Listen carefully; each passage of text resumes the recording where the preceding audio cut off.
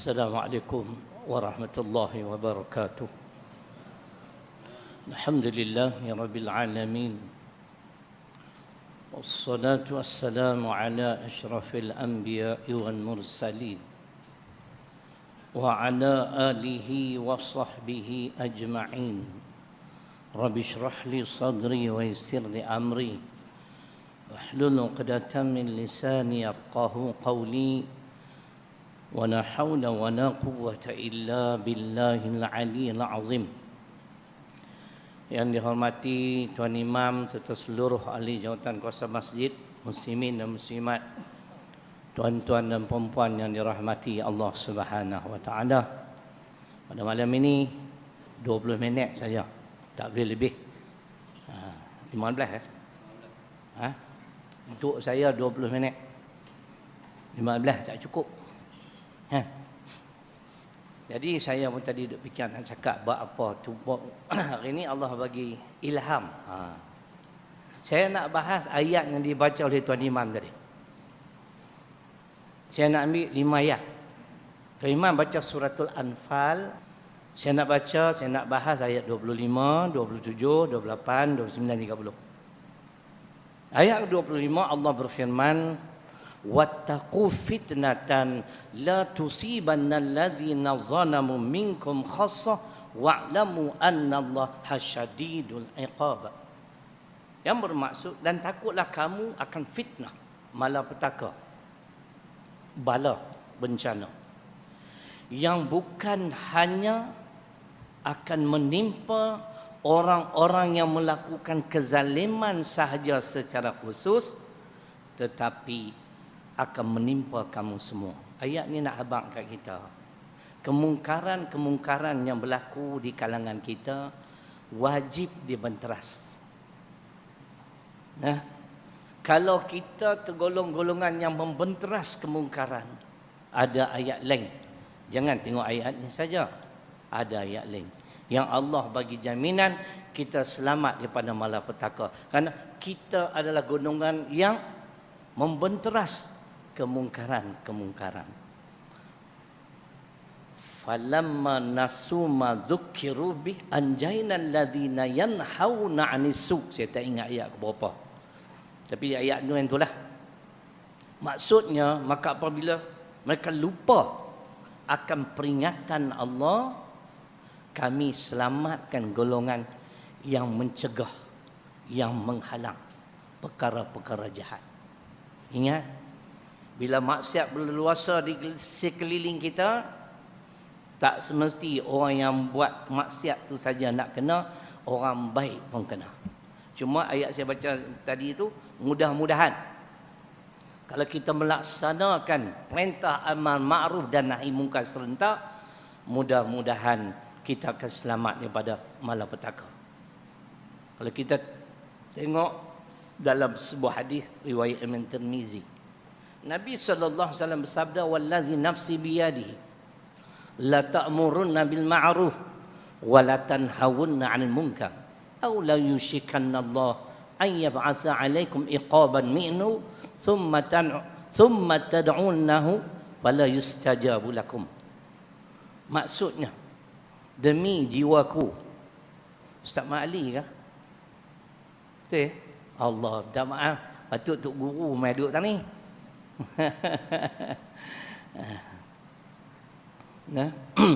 Ustaz Ma'ali. Saya boleh kenal orang tuan-tuan, jangan main-main. Martabat dah naik. Walaupun mata saya dah kelabu sikit dah. Tengok muka Tok Guru kita ni. Minta maaf. Ustaz ni. Jadi dalam hadis riwayat Imam Tirmizi ini jelas. Demi jiwaku, di dalam kekuasaan Allah Subhanahu wa taala, hendaklah kamu menyuruh kepada yang ma'ruf, dalam masa yang sama wajib kamu kena cegah kemungkaran. Atau yakinlah, kata Nabi sallallahu alaihi wasallam, Allah akan menimpakan musibah ke atas kamu. Lalu kamu semua berhimpun berdoa kepada Allah supaya dihindari pada musibah ini.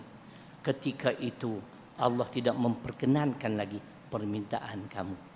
Sebab tu tuan-tuan, amar ma'ruf dan nahi mungkar ni kena berjalan serentak.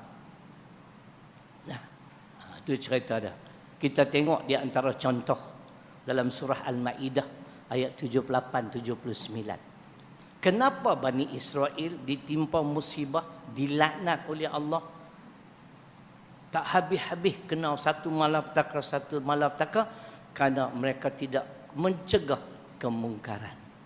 Lu'inal ladzina kafaru min Bani Israel ala lisani Dawud wa Isa bin Maryam. Dzalika bima asaw wa kanu ya'tadun.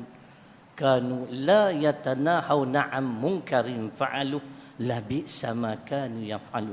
Itulah jawapannya. Mereka tidak mencegah kemungkaran, di antaranya penyebab mereka dilaknat oleh Allah Subhanahu. Ayat yang kedua pilihan saya ayat ke-27 tentang amanah. Ya ayyuhalladzina amanu la takhunullaha war rasul wa takhunu amanatikum wa antum ta'lamun. Wahai orang-orang beriman, janganlah kamu mengkhianati amanah Allah dan amanah Rasul. Dan jangan kamu mengkhianati amanah yang diamanahkan kepada kamu sedangkan kamu mengetahui, yakni berdosa, tuan-tuan. Baik AJK Masjid, baik ahli Dewan Rakyat, ahli Parlimen ke, ahli Dewan Undangan ke, semua tu amanah yang dipikul. Saya ada tahfiz sebagai pengurusi, saya juga memikul amanah. Jangan kita khianati amanah Allah dan amanah Rasul, dan jangan juga kita mengkhianati amanah yang diamanahkan kepada kita. Macam saya ada 61 orang pekerja, tuan-tuan, bukan sikit, bilangan cukup besar. Tidak Ustaz Kamil? Nah, kalau pelajar 260 orang, pekerja 61 orang, ramai tak pekerja? Ramai no? Oleh kadang ramai, tabung saya ada di belakang. Tuan-tuan jangan buat tak nampak pula.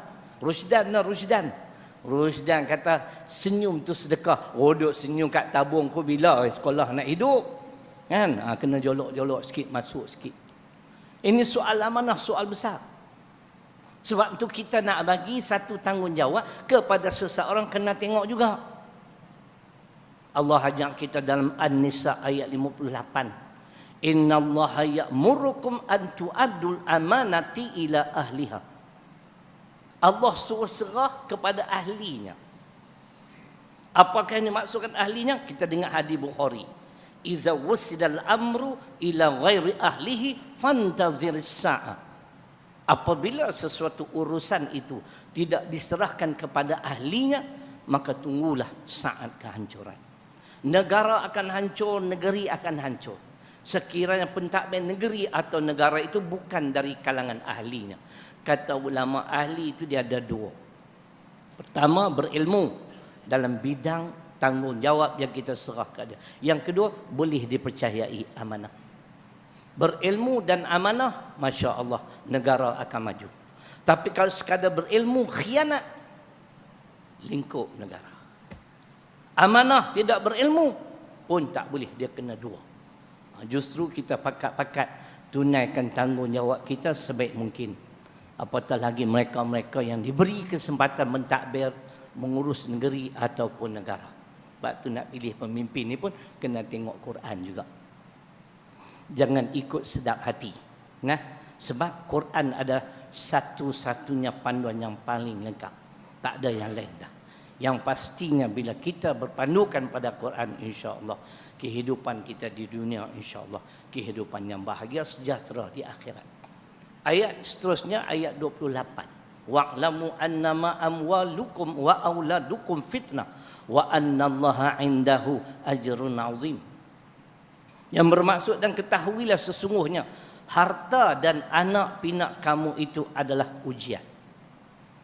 Dan sesungguhnya ganjaran yang besar di sisi Allah. Maksudnya tuan-tuan, harta baik, anak baik, apabila kita pandai mengurus dengan sebaik mungkin, ganjaran pahala banyak. Harta nak buat apa? Melancung. Melancung tak salah. Dalam Quran pun dia bagi. Dia suruh kita pergi melancung. Nah, jangan duduk setempat. Nanti lama-lama otak berkarat. Tengok padang serai ya. Kan? Kadang-kadang pilah sekali padang limau ke pula kan. Padang lembu ke kan. Ada tempat-tempat sana. Nah, Boleh, tak boleh. Tak ada masalah. Tapi takkan nak melancung semata-mata. Kita nak buat apa dengan harta kita? Zakat buat keluar. Sedekah ni tuan-tuan duk tengah buat kompleks ni. Nah, ustaz pun main duk buat kompleks juga. Tuan-tuan pun tak tahu nak bagi kat siapa. Tuan-tuan bagi kedua-dua. Nah, kat masjid bagi RM50 tu dia. Kat saya RM100 cukup lah. Kan? Semua dapat pahala. Nah, tu duk kedekut dah sangat. Saya ucap terima kasih lah.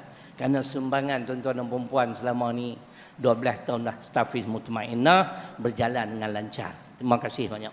Jadi maknanya harta baik begitu ke anak-anak.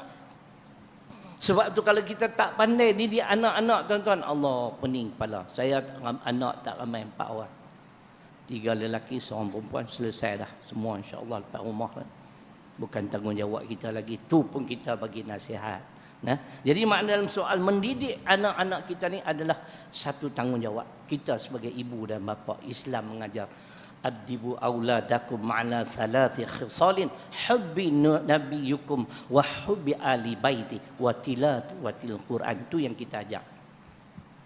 Di sekolah yang kita urus tu di antara subjek mata pelajaran yang kita ajak. Supaya kita nak pastikan generasi yang kemudian ini generasi yang bertakwa. Kita mengajar supaya mereka mencintai Nabi sallallahu alaihi wasallam. Sirah Nabi ini sepatutnya jadi satu subjek. Baru 10 minit. Tok Iman jangan tengok muka saya. Lagi tengok saya terlupa nak berhenti, kan? Satu subjek yang sepatutnya macam hari ni di Malaysia sejarah kan. Sejarah dia jadi subjek mesti lulus, wajib lulus. Cuba kita tukar sikit. Sirah Nabi itu subjek yang wajib kena lulus bagi orang Islam. Baru kita timbul perasaan cinta kepada Nabi. Begitu juga keluarga dia. Isteri-isteri beliau, sepupu, adik-beradik semua, sahabat-sahabat.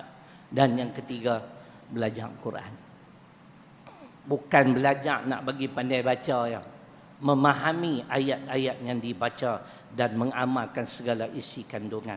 Saya masih ingat Tuan Guru Ustaz Ma'li, Tuan Guru Haji Ustaz Hashim Yassin. Satu ketika di Balai Islam di Kambatu, beliau membaca surah Al-Baqarah ayat 121. Huraian dia saya catat sampai lah saya ingat. Alladzina atainahumul kitab yatslunahu haqqa tilawati ulaika yu'minuna bihi wa man yakfur bihi fa ulaika humul khasirun. Orang-orang yang kami beri Al-Quranul Karim lalu mereka membaca dengan sebenar-benar bacaan. Tok Guru Hurai, sepupu Tuan Guru kita, sepupu Tuan Guru no? Ustaz Syed Yassin dengan Ustaz Muhammad Ali ni sepupu. Apa yang disebut oleh beliau, sekadar membaca tak cukup. Memahami makna ayat-ayat yang dibaca pun tak cukup, kata beliau. Melainkan yang ketiga, mengamal segala isi kandungan. Suruhan kita laksanakan, larangan kita tinggalkan. Itulah yang disebut haqqa tilawati, orang-orang yang membaca Al-Quran dengan sebenar-benar bacaan. Sebaliknya, sesiapa yang kufur, mereka lah golongan yang rugi. Baca pandai, makna ayat pun semua tahu, mengaji Mesir. Tapi tidak beramal, rugi tuan-tuan. Jadi itu yang sepatutnya pendidikan Islam di antara subjek yang perlu kita utamakan. Bila kita mendidik anak kita baik, kita mengurus harta dengan baik, ganjaran yang besar sudah menanti kita. Pada ayat 29 Allah berfirman, ya ayyuhallazina amanu in tattaqullaha yaj'al lakum furqana. Yang bermaksud, wahai orang beriman, sekiranya kamu bertakwa kepada aku akan jadikan kamu ini orang yang mampu membeza. Tuan-tuan, bila ayat-ayat Al-Quran diamalkan, ayat-ayat Al-Quran diperjelaskan, kita yang dengar kemudian amal, menjadi manusia yang mampu membeza jalan kebenaran, jalan kesesatan, yang hak dengan yang batil. Sebab tu Allah berfirman, turunnya Al-Quran di bulan Ramadan. Baru 15 minit nak biarlah. Syahrul Ramadan alladzi unzila fihi al-Quran hudan linnas wa bayyinatin minal huda wal furqan. Saya jumpa seorang ustaz di Derang, Tuan Guru. Ustaz ni memang pandai bahasa Arab, orang Indun. Dia tanya tentang ayat ni kat saya kata saya tak boleh nak jawab. Dia kata kalau kita tengok ayat Quran ini perlu ditafsirkan, dihuraikan. Baru orang yang dengar mampu membeza, bukan diterjemah. Untuk menyokong firman ini dalam surah An-Nahl ada ayat 44. Wa anzalna ilaika dzikra litubayyana linnas ma nuzila ilaihim wa la'allahum yatafakkarun. Bila kita duduk dalam kuliah dengar tuan guru tafsir ayat Quran, kita amal pula tuan-tuan, insya-Allah kita mampu membeza. Quran ni saja petunjuk untuk orang-orang yang ingin menjadi hamba-Nya yang bertakwa. Zalikal kitab la raiba fi hudal lil muttaqin. Bila Al-Quran dijadikan pedoman perlembagaan dan kehidupan, kita orang bertakwa. Orang bertakwalah yang mampu membeza tuan-tuan. Akhir sekali pada ayat 30. Ini Dr. Harundin juga, mungkin keluarga Tuan Guru tapi orang Perlis lah yang confirmnya. Saya ingat ceramah beliau di USM kalau tak salah ya, ataupun dalam sebuah kaset. Dia kata ayat ini sebagai satu panduan kepada pejuang-pejuang Islam. Kena bersiap sedia. Sebab musuh dia tak lena kita. Pasal apa? Letih puasa. Jangan duduk sandar, tak pergi pakat lena habis. Wa idh yamkuru bikal ladzina kafaru liyuthbituk aw yaqtuluk aw yukhrijuk wa yamkuruna wa yamkurullah wallahu khairul makirin. Saya ingat sampai lah Dr. Harundin rahimahullah, moga-moga Allah merahmati beliau. Dan ingatlah ketika mana kafir Quraisy merancang, pertamanya musuh-musuh Islam ni di antaranya nak tangkap dan memenjarakan kamu. Itulah yang kita perlu siap sedia tuan-tuan kalau jadi pejuang Islam. Kita tak tahu apa akan berlaku pada negara kita. Tapi yang pastinya na'udzubillah lah, kalau kafir harbi perintah Malaysia confirm akan berlaku benda-benda ni. Saya yakin dan percaya. Dalam mereka tak ada kuasa pun tuan-tuan, bayangkan tengok dia berani buat macam-macam ustaz. Sampai orang Islam nak kuasa pun dia belasah punya korang ajak. Tuan, mereka tidak menghormati agama kita, tidak menghormati perlembagaan persekutuan. Tuan, tu dalam mereka tak ada apa tu. Cuba tengok mereka duduk 22 bulan dulu pun cukup dah. Macam Rushidat. Okey. Atau mereka akan rancang bunuh kamu. Atau mereka akan usir kamu keluar daripada kampung halaman kamu. Cuma di Malaysia akta tu telah repeal dimansuhkan. Akta buang daerah. Tak ada dah, tak silap saya lah. Tapi diganti dengan macam-macam akta. Akta SOSMA. Tuan-tuan tahu tak apa dia SOSMA? Tok Bilal tahu SOSMA? SOSMA, tak tahu? Sos cili? Yang tu sedap. Kan? ISA dah lagi. Ada lagi tu. Itu dia. Paling tidak pun almarhum kata wa yamkuruna. Musuh-musuh Islam akan terus merancang. Depa tak duduk diam. Hak duduk leka ni kita duduk lali.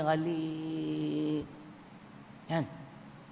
Walau bagaimanapun wa yamkurullah.